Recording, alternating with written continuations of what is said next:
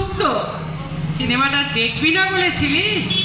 বল, কি সুন্দর সিনেমা, এটা কেউ মিস করে? পাগল কোথাকার।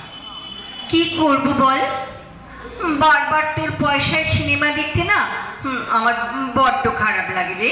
এই এইসব কথা একদম বলবি না, বুঝলি?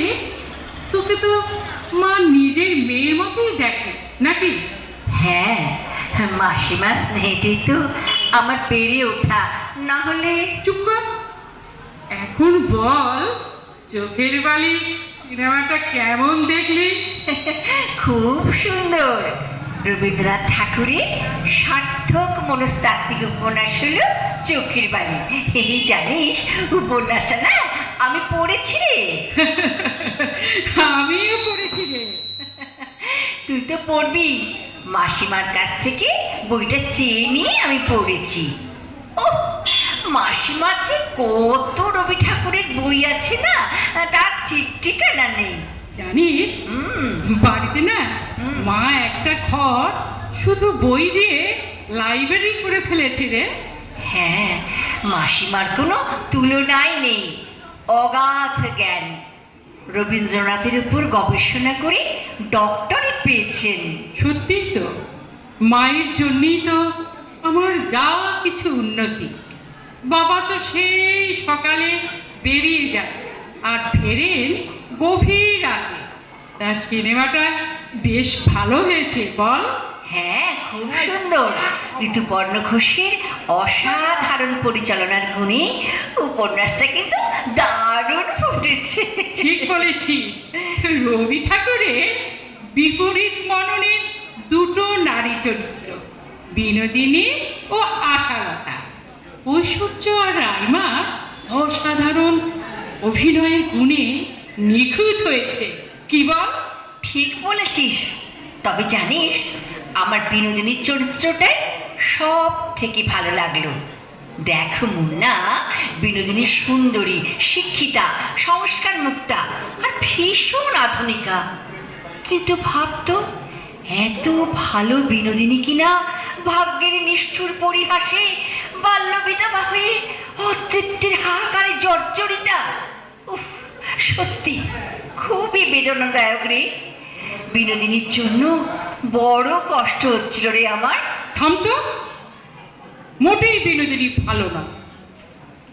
মহেন্দ্র আর আশালতার সুখী দাম্পত্য জীবন দেখে অমনি তার স্বামী সাহচর্য না পাওয়ার যন্ত্রণা একেবারে তীব্র হয়ে উঠল। বিহারের উপেক্ষা তাকে পাগল করে তুলল। তাই সে কিনা মহেন্দ্রকে নিয়ে সংসার পরিত্যাগ করলো। ছি ছি ছি ছি, এই বিনোদিনীকে তুই ভালো বলি? আশালতার চরিত্রটা এর চেয়ে অনেক ভালো। মোটেই নয়, আশালতার সংসারে অনভিজ্ঞা আর বোকা। শোন লেখা, আশালতা সতী সাধ্বী, অতি সরল এক বালিকা বধূ। সে পরম বিশ্বাসে তার চোখের বালি বিনোদিনীর সাথে মহেন্দ্রের সখ্যতা গড়ে তুলতে সাহায্যই করেছিল। এমনকি বিনোদিনীর কাছে মহেন্দ্রকে রেখে কাশিতেও চলে গিয়েছিল। আশালতা এই অতি সরলতায় তার জীবনে বিষবৃক্ষ রোপণ করলো। আবার দেখ, তার মধুর স্বভাবই বিনোদিনীর সুপ্ত বিবেককে জাগ্রত করেছে। মহেন্দ্র তো পরিশেষে আশালতার কাছেই ফিরে এসেছে। তুই যাই বল, বিনোদিনীর থেকে অনেক গুণের ভালো আশালতা। তোদের তর্কাতর্কি শুনে ছুটে এলাম। শুধু শুধু তোরা তর্ক করছিস কেন?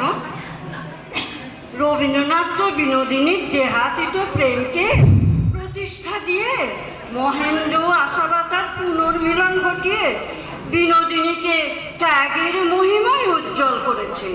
সেটা অবশ্য ঠিক বলেছ মা। আর দেখ, এই দুই নারী চরিত্রের বৈপরীত্যে চোখের বালি কালজয়ী উপন্যাস হয়েছে কিনা বল? হ্যাঁ, একদম ঠিক বলেছেন মাসিমা। সত্যি কি অপূর্ব সৃষ্টি রবীন্দ্রনাথের। নেমুন না, গরম গরম চাউমিন আর চা খেয়ে নে। আর লেখা তুইও বসে যা। মাসিমা, চা খেতে খেতে একটা মিষ্টি কবিতা যদি আপনি আবৃত্তি করতেন তো দারুণ হতো। আপনার কণ্ঠে যত আবৃত্তি শুনি না তত একেবারে মুগ্ধ হয়ে যাই। আমি একা কেন, তোরা দুজনে আমার সাথে বল। তোদের তো সেদিন রবি ঠাকুরের কৃপণ কবিতাটা শেখালাম, কি মুখস্থ করে তোরা? হ্যাঁ, করেছি। করেছি। নে, আমি শুরু করছি, তারপর তোরাও করবি। আমি ভিক্ষা করে ফিরতেছিলেন গ্রামের পথে পথে। তুমি তখন চলেছিলে তোমার স্বর্ণ রথে, অপূর্ব এক স্বপ্ন সম লাগতেছিল চোখে মম। কি বিচিত্র শোভা তোমার, কি বিচিত্র সাজ। আমি মনে ভাবতেছিলে এ কোন মহারাজ। আজি শুভক্ষণে রাত পোহালো, ভেবেছিলেন তবে আজ আমারে দাঁড়ে দাঁড়ে ফিরতে নাহি হবে। বাহির হতে নাহি হতে কাহার দেখা পেলেন পথে। চলিতে রথ ধন ধান্য ছড়াবে দুই ধারে। মুঠা মুঠা কুড়িয়ে নেব নেব ভারে ভারে। দেখি সহসা রথ থেমে গেল আমার কাছে এসে। আমার মুখ পানে চেয়ে নামলে তুমি হেসে। দেখে মুখের প্রসন্নতা জুড়িয়ে গেল সকল ব্যথা। হেনকালে কিসের লাগে তুমি অকস্মা, আমায় কিছু দাও গো বলে বাড়িয়ে দিলে হাত। মুড়ি, এ কি কথা রাজাধিরাজ, আমায় দাও গো কিছু। শুনে ক্ষণকালের তরে রইনু মাথা নিচু। তোমার কি বা অভাব আছে ভিখারি ভিক্ষুকের কাছে? হে কেবল কৌতুকের বসে আমায় প্রবঞ্চনা। ঝুলি হতে দিলেন তুলে একটি ছোট কণা। যবে পাত্রখানি ঘরে এনে উজাড় করে, একই ভিক্ষা মাঝে একটি ছোট সোনার কণা দেখি। দিলেন যারা আজ ভিখারি রে, স্বর্ণ হয়ে এলো ফিরে। তখন কাঁদি চোখের জলে দুটি নয়ন ভরে। তোমায় কেন দিইনি আমার সকল শূন্য করে। বাহ, খুব সুন্দর হয়েছে। জানিস তো এটা একটা রূপক কবিতা। রূপক কবিতা? আচ্ছা, রূপক কবিতা কি মাসিমা? এই কবিতার ওপরের কাহিনীটার আড়ালে আসলে ভিতরের একটা অন্তর্নিহিত অর্থ থাকে। ও তাই বুঝি? তা এই কৃপণ কবিতাটির অন্তর্নিহিত অর্থটা কি গো মা? ওই যে ভিখারি ঘরে এসে দেখলো না, সে যেটুকু সামান্য দান দিয়েছিল ওই রথে চড়ে আসা লোকটিকে, সেই দানটুকু সোনা হয়ে গেছে। আসলে কবিগুরু বলতে চেয়েছেন যে ভগবানকে যদি একটুখানি আমরা আরাধনা করি তাহলে তার দয়া আমরা সেই অর্চনার 1000 গুণ পাব। সত্যি মাসিমা, রবীন্দ্রনাথের এই সমস্ত অসাধারণ সৃষ্টির কথা আপনার সান্নিধ্যে এসে কিছুটা অন্তত জানতে পারি। আপনি এত সুন্দর করে বুঝিয়ে দেন না। সত্যি মাসিমা, আপনি কত কি জানেন। কিছুই জানি না রে, এতটুকু একটা ছোট্ট জীবনে রবি সমুদ্রে আর কতটুকুই বা জানতে পারলাম বল।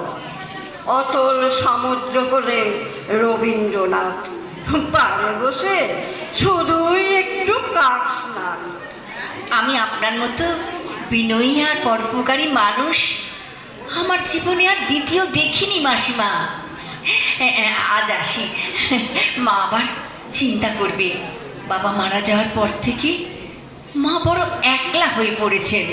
ঠিক আছে, এই নে লেখা, তোর জন্য রবীন্দ্রনাথের এই ঘোড়া উপন্যাসটি কিনেছি। ও তাই বুঝি? আমাকে কত বই উপহার দিয়ে দিয়ে রবি ঠাকুরকে চিনতে জানতে আমায় শিখিয়েছেন আপনি। আপনার জন্যই আমি আসল ঠাকুরের সন্ধান পেয়েছি মাসিমা। সেই ঠাকুর হলেন রবীন্দ্রনাথ ঠাকুর। আমার মাথা নত করে দাও হে তোমার চরণ ধুলার তলে, মাথা নত করে দাও হে তোমার চরণ ধুলার তলে, সকল অহংকারে আমার ডুবাও চোখের চলে, আমার মাথা নত করে দাও হে তোমার চরণ ধুলার তলে। নমস্কার।